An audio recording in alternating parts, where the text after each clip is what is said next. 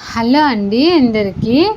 ఈరోజు మా ఇంట్లో చూడండి, నేనైతే ఎగ్ బజ్జీ అలాగే మిరియాలతో టమాటా రసం అయితే చేశాను. చాలా అంటే చాలా టేస్టీగా చాలా బాగా అయితే చేశాను. మీరు కూడా ఒకసారి ట్రై చేయండి. ఇలా వచ్చిందో ఒక కామెంట్ చేయండి. చూడండి ఎంతో టేస్టీగా అయితే ఎగ్ బజ్జీ అయితే చాలా అంటే చాలా బాగుంది కదా. ఎగ్ బజ్జీ చేయడం కోసం నేనైతే ముందైతే ఒక 9 అయితే ఇలాగైతే కోడిగుడ్లు అయితే ఉడకబెట్టుకున్నాను. మనం కోడిగుడ్లు ఉడకబెట్టేటప్పుడు ఉప్పేసి అయితే ఉడకబెట్టుకోవాలి. తర్వాత చూడండి, మనకి శనగపిండి ఉంటుంది కదా, అదైతే నేనైతే 1/4 కిలో అంత అయితే తీసుకున్నాను. మనకి క్వాంటిటీ చూసుకొని అయితే వేసుకోవాలి. ఎక్కువ కావాలనుకుంటే ఎక్కువ వేసుకోవచ్చు, అలాగే తక్కువ కావాలంటే తక్కువ వేసుకోవచ్చు. తర్వాత కొద్దిగా సోడా పొడి, వంట సోడా ఉంటుంది కదా అది, అలాగే కొద్దిగా సాల్టు ఇందులో వేసి మనకు తగిన ఆయిల్ వాటర్ వేసుకొని ఇలాగ పిండి అయితే నీట్గా అయితే కలుపుకోవాలి. ఇలా కలుపుకున్న పిండిని ఒక 1/2 అవర్ పక్కన పెట్టేయాలి. అంతలోపల స్టవ్ వెలిగించి పెనం పెట్టుకొని అందులో ఆయిల్ వేసుకోవాలి. ఆయిల్ అయితే మనకి బాగా అయితే హీట్ అవ్వాలి, లేకుంటే మనకి బజ్జీలు అనేటివి విరిగిపోతాయి కదా. తర్వాత ఇక్కడ చూడండి, 1/2 అవర్ తర్వాత ఫ్రిడ్జ్లోంచి బయటకు తీసాను. తర్వాత ఈ బాయిల్డ్ ఎగ్స్ ఉన్నాయి కదా, ఇవి కొంచెం ఇలాగే మనం ముంచేయకూడదు, కానీ నేనైతే ఇలాగైతే ముంచేసాను. మీకు కావాలనుకుంటే హాఫ్గా అయినా కోసుకోండి. హాఫ్గా కట్ చేయడం వల్ల మనకి నూనెలో గుడ్లు అనేటివి కొంచెం పగలకన్నా ఉంటాయి. కాదంటే కొంచెం ఘాట్లు అయితే స్పూన్తో అయితే ఘాట్లు పెట్టుకోవచ్చు. నేనైతే చాకుతో అయితే కొంచెం అయితే ఘాట్లు అయితే పెట్టుకున్నాను. చూడండి, ఆయిల్ బాగా హీట్ అయిన తర్వాత ఇలాగ ఒక్కొక్కటి అయితే తీసి అయితే పిండిలో అద్దుకుంటూ ఎగ్స్ అన్నీ ఇలాగ ఒక్కొక్కటి ఆయిల్ అయితే వేసుకోవాలి. ఇలాగా టోటల్ మనము ఎన్ని చేసుకుంటామో మనకి పెనంలో నూనెకి సరిపడా ఎగ్స్ అయితే ఇందులో వేసుకోవాలి. నేనైతే చూడండి ఇక్కడ చూపిస్తున్న విధంగా అయితే నూనెకి తగ్గట్టు అయితే ఎగ్స్ అయితే ఇందులో వేసుకున్నాను. ఎన్ని కావాలో మనకి ఎన్ని పడతాయో చూసుకొని పెనంకి అలాగే కొంచెం కింద అతుక్కుంటాయి కదా, మీడియంగా ఇలాగా కాలిన వెంటనే ఇలా అయితే టర్న్ అయితే చేసుకోవాలి. ఇలా టర్న్ చేసుకోవడం వల్ల మనకి 2 సైడ్లు అనేటివి నీట్గా అయితే కాలుతాయి. చూడండి, ఇవి మనకి అంత ఎక్కువ మాడిపోకుండా గోల్డెన్ బ్రౌన్ కలర్ వచ్చేంత వరకు అయితే వేయించుకోవాలి. చూడండి, ఇలాగైతే బాగా నీట్గా అయితే కాల్చుకోవాలి. ఇలా కాల్చుకున్న వాటిని మనం పక్కకు తీసేసుకున్నాం. చూడండి, మనకి ఎగ్ బజ్జీలు అనేటివి చాలా అంటే చాలా ఈజీగా పిల్లల నుంచి పెద్దలు తినే వరకు అయితే చాలా అంటే చాలా బాగా అయితే రెడీ అయిపోయాయి కదా. ఇలా ఇవి తినడం వల్ల పిల్లలు కూడా గట్టి పడతారు. ఉత్త గుడ్డు తిని వాళ్ళకి బోర్ కొడుతూ ఉంటుంది కదా. తర్వాత నేనైతే పెనం పెట్టాను, ఎందుకంటే టమాటా రసం చేసేకి.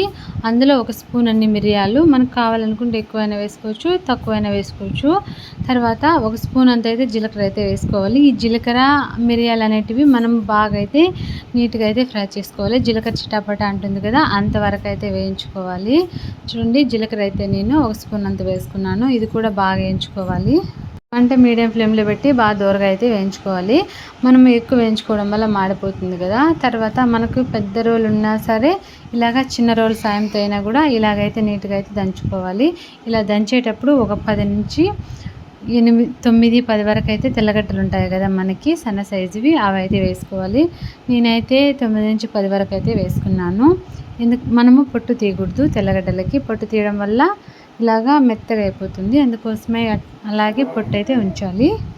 ఇలా తెల్లగడ్డలు కూడా బాగా మెత్తగా అయ్యేంతవరకు అయితే దంచుకోవాలి.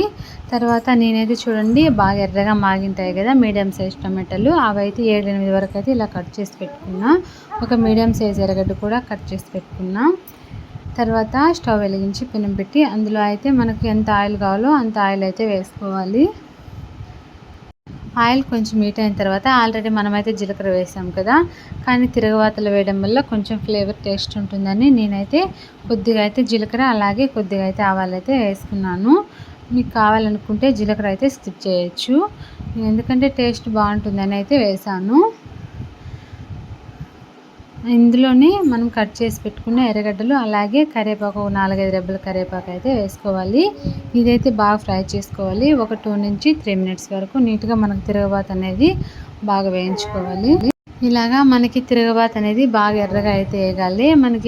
మనకి ఇందులో ఒట్టిమిర్చి అనేటివి యాడ్ చేసుకోవచ్చు, కానీ నేనైతే ఒట్టిమిర్చి అయితే యాడ్ చేయలేదు. తర్వాత మనం కట్ చేసి పెట్టుకున్న టమాటాలన్నీ ఇందులో అయితే యాడ్ చేసుకోవాలి. ఈ టమాటాలు వేసిన తర్వాత మనకైతే ఒక 10 మినిట్స్ అయితే నీట్గా అయితే మనము ఇలా వేయించుకోవాలి. పైన అయితే మూత పెట్టాల్సిన పని లేదు.